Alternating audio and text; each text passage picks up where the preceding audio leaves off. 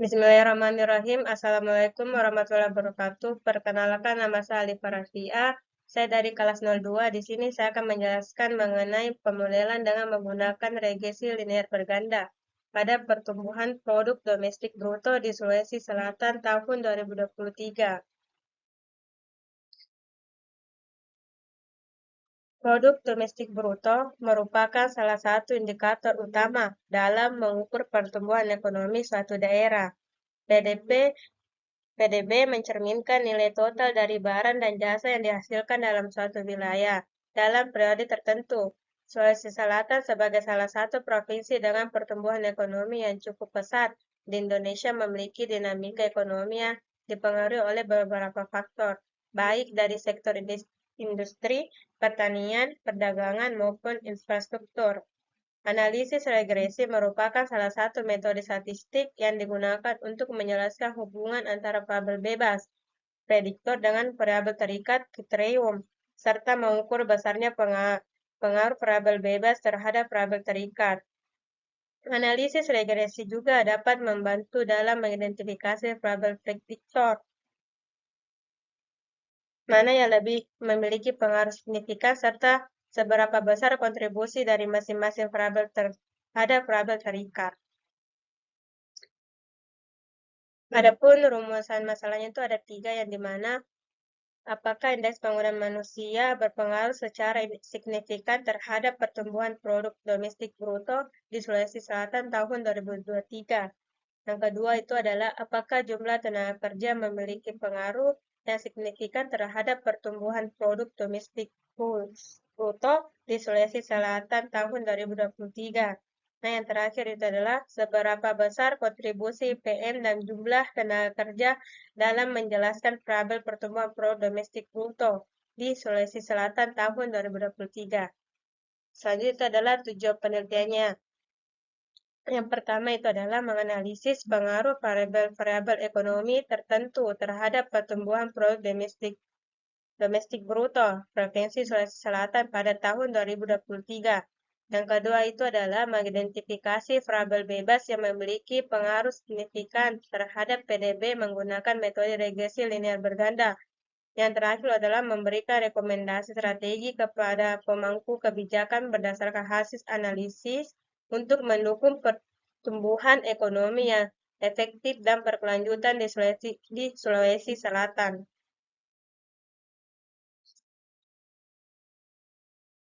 Selanjutnya itu adalah manfaat penelitian. Yang pertama itu adalah bagi pemerintah, memberikan dasar pertimbangan dalam merumuskan kebijakan ekonomi yang lebih efektif dan berkelanjutan di Sulawesi Selatan.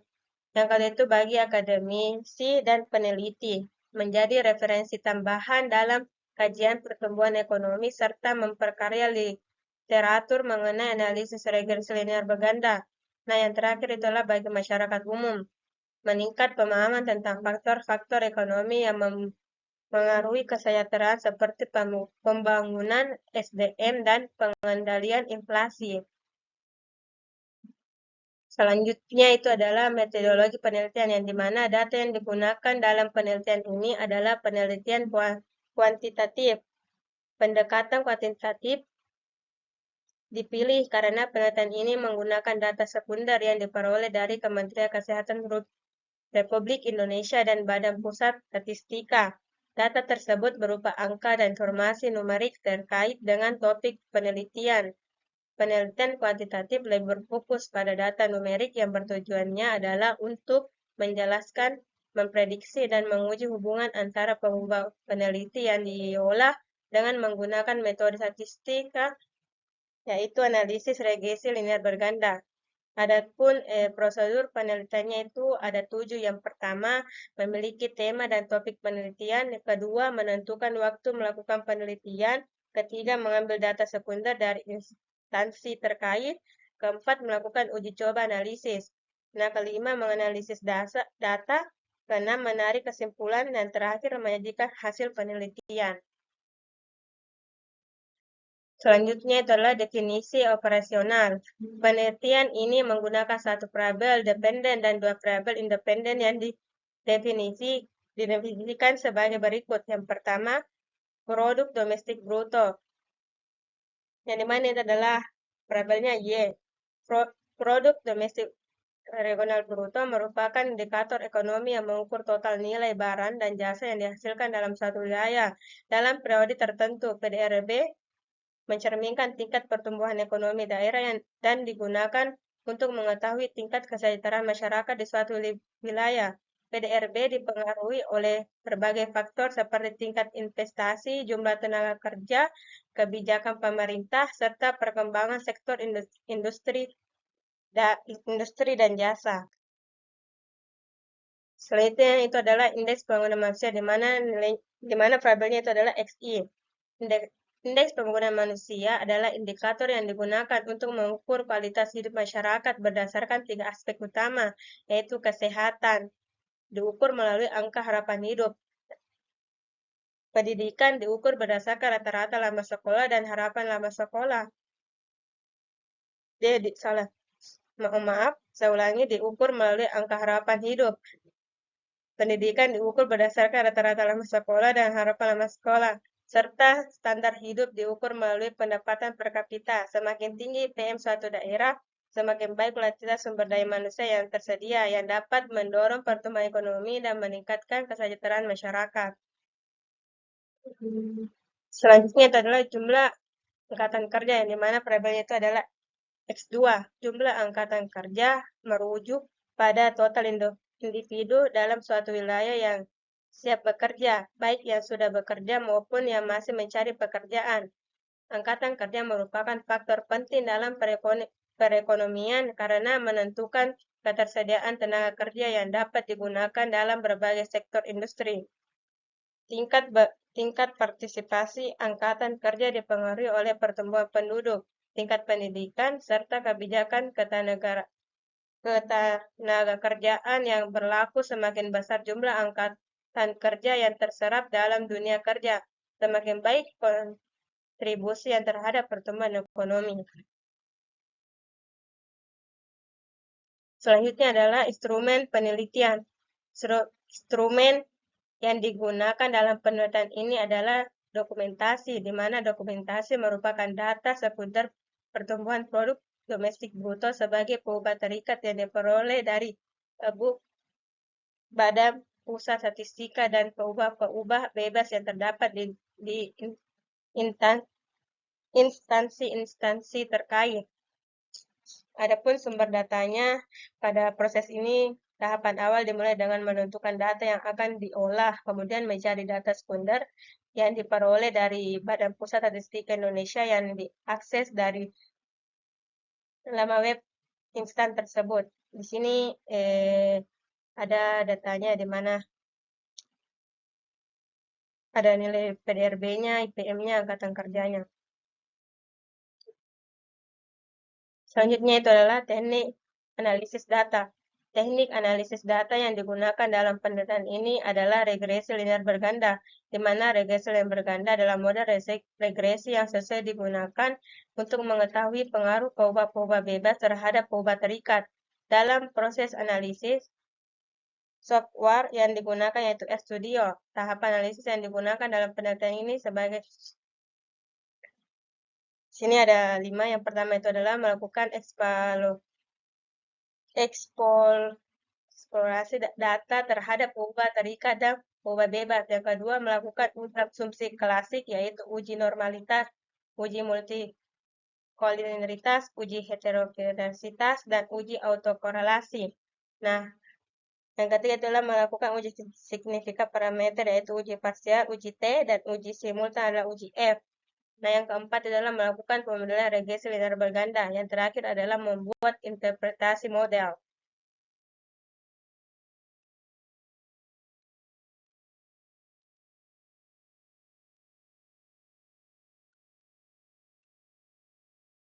Selanjutnya adalah hasil dan pembahasan. Di sini adalah analisis deskriptifnya itu adalah pertumbuhan ekonomi di suatu negara disebut sebagai ukuran tingkat keberhasilan kinerja pemerintah, lembaga dan instansi terkait. Oleh karena itu, Setiap negara akan berusaha untuk meningkatkan pertumbuhan ekonominya untuk mencapai tingkat keberhasilan kinerja tersebut. Pemerintah memiliki 3 peran penting yang terdiri dari peranan alokasi, distribusi, dan stabilisasi. Peran pemerintah dalam peningkatan pertumbuhan ekonomi negara dilakukan melalui berbagai kebijakan baik dalam bentuk kebijakan fiskal maupun moneter. Salah satu indikator yang digunakan untuk melihat pertumbuhan ekonomi di suatu negara adalah dengan menggunakan produk domestik bruto. Menurut produk domestik bruto merupakan nilai total barang dan jasa yang dihasilkan oleh suatu negara dalam jangka waktu 1 tahun tertentu. Di sini adalah tabel analisis deskripsi yang menunjukkan bahwa rata-rata indeks pembangunan manusia IPM adalah 72,14 dengan rentan nilai antara 65,90 hingga 83,52. Sementara itu, rata-rata jumlah tenaga kerja tercatat 195,03,5 orang dengan jumlah terendah 77.036 dengan tertinggi 651. Data ini menggambarkan adanya variasi yang cukup besar pada kedua variabel tersebut. Adapun grafik dari pertumbuhan produk domestik bruto di Sulawesi Selatan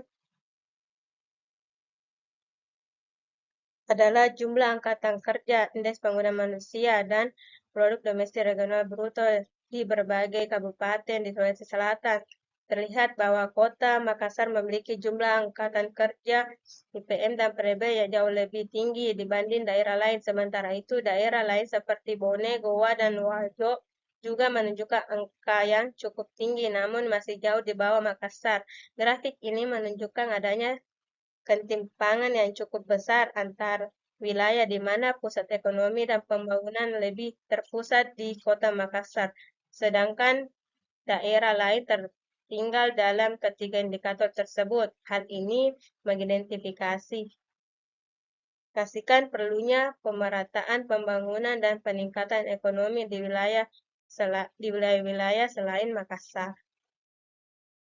Selanjutnya itu adalah grafik IPM yang menunjukkan bahwa kota Makassar memiliki nilai IPM tertinggi dibandingkan kabupaten atau kota lain di Sulawesi Selatan, menandakan kualitas hidup, pendidikan, dan kesehatan yang lebih baik. Sebagian besar daerah memiliki IPM dalam rentan 65,80 dengan beberapa daerah seperti Bulukumba, Enrekan, dan Pakajene dan Kepulauan memiliki nilai yang relatif tinggi. Variasi antar daerah mencerminkan perbedaan dalam akses pendidikan, layanan kesehatan, serta kondisi sosial ekonomi yang berkontribusi terhadap pembangunan manusia di setiap wilayah.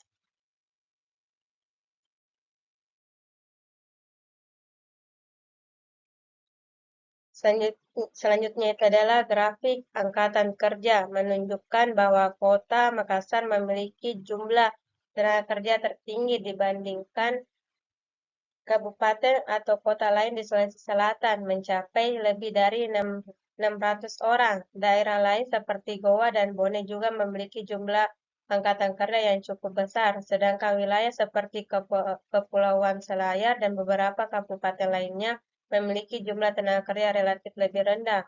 Perbedaan ini mencerminkan tingkat urbanisasi, kesempatan kerja, dan kepadatan penduduk di masing-masing wilayah.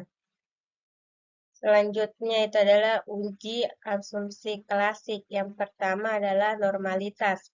Uji normalitas dengan program RStudio dengan menggunakan uji Shapiro-Wilk dapat dilihat pada tabel berikut. Berdasarkan tabel 1.4, hasil uji normalitas nilai Shapiro-Wilk sebesar 0,97519 dengan p-value 0,7936. Karena p-value lebih besar 0,05, maka tidak ada cukup bukti untuk menolak hipotesis 0, atau bisa dibilang dengan H0, sehingga dapat disimpulkan bahwa data berdistribusi normal.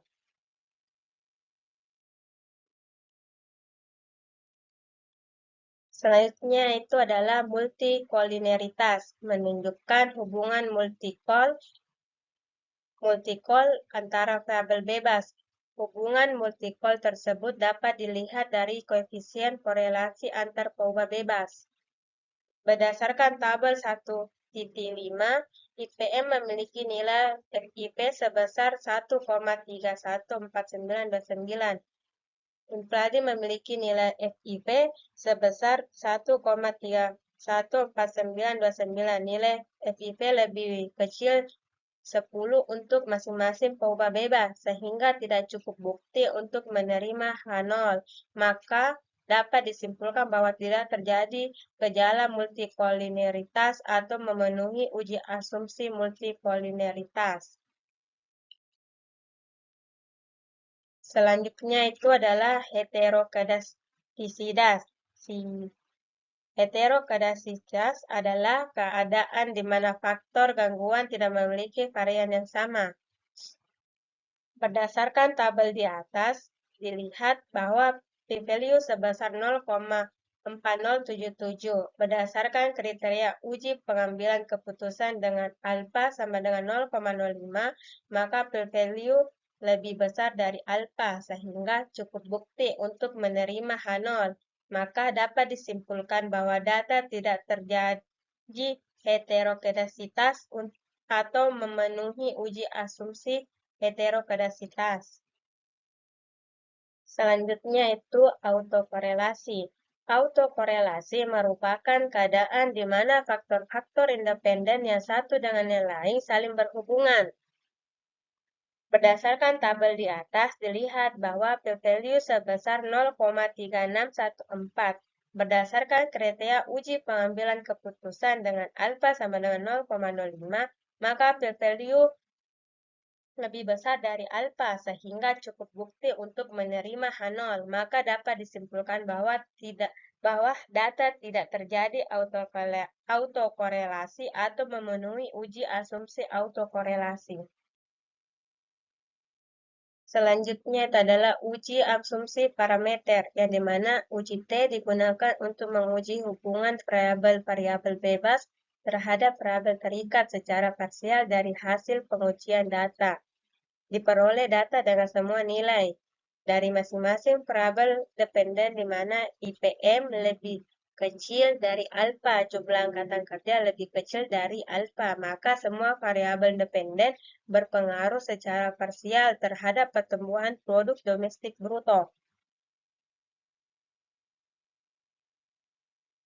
Dalam tabel hasil uji T di mana nilai p-value sama dengan 0,0349 menunjukkan bahwa konstanta memiliki pengaruh dalam model yang dimana nilai ini adalah signifikan. Selanjutnya itu adalah nilai IPM atau variabelnya XI sangat signifikan di mana nilai p-value-nya sama dengan 0,0000897. Artinya IPM memiliki pengaruh kuat terhadap PDRB. Yang terakhir adalah jumlah tenaga kerja, yang dimana marginal signifikannya itu p-value sama dengan 0,049092 karena p-value mendekati 0,05. Variabel ini berpengaruh tetap tidak sekuat IPM. Selanjutnya itu adalah uji F. Uji F digunakan untuk menguji hubungan variabel-variabel bebas terhadap variabel terikat secara bersama-sama.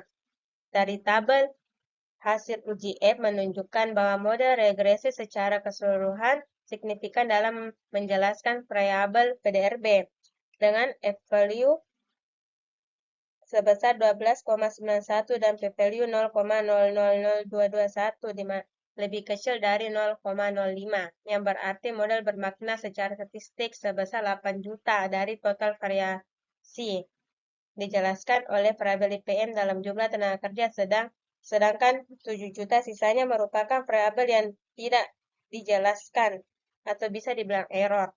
Nilai mean square error atau bisa dibilang MSE sebesar 332.000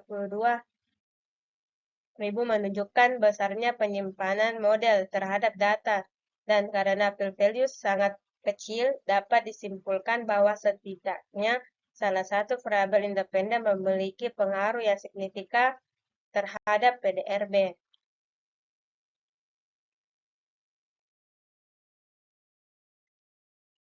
Selanjutnya itu adalah koefisien determinasi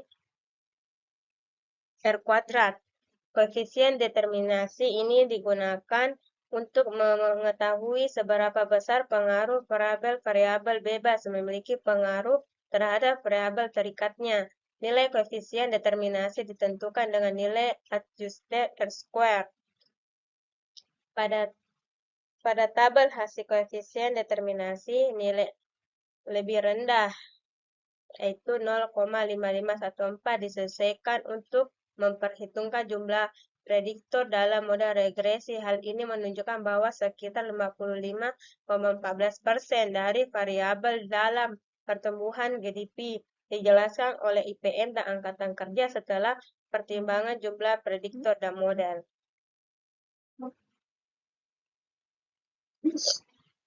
Adapun kesimpulan dan saran dari regresi linear berganda terbukti efektif untuk menganalisis pengaruh indeks pembangunan manusia IPM dan jumlah tenaga kerja terhadap pertumbuhan produk domestik bruto di Sulawesi Selatan tahun 2023. Hal ini penelitian menunjukkan kedua variabel tersebut berpengaruh signifikan, yang berarti peningkatan kualitas sumber daya manusia dan ketersediaan tenaga kerja dapat mendorong pertumbuhan ekonomi daerah. Model regresi yang digunakan telah lolos uji asumsi klasik sehingga dapat diandalkan untuk menjelaskan variasi pertumbuhan PDB. Penelitian ini menegaskan bahwa pembangunan manusia dan tenaga kerja adalah faktor utama dalam pertumbuhan ekonomi Sulawesi Selatan. Disarankan pemerintah peningkatan kualitas pendidikan dan lapangan kerja akademis, penambah variabel penelitian untuk analisis lebih komprehensif masyarakat ini meningkatkan keterampilan, serta pengujian model dilakukan secara berkala untuk memastikan kendala di masa depan. Itulah tadi paparan dari saya. Wabillahi taufiq wal hidayah. Wassalamualaikum warahmatullahi wabarakatuh.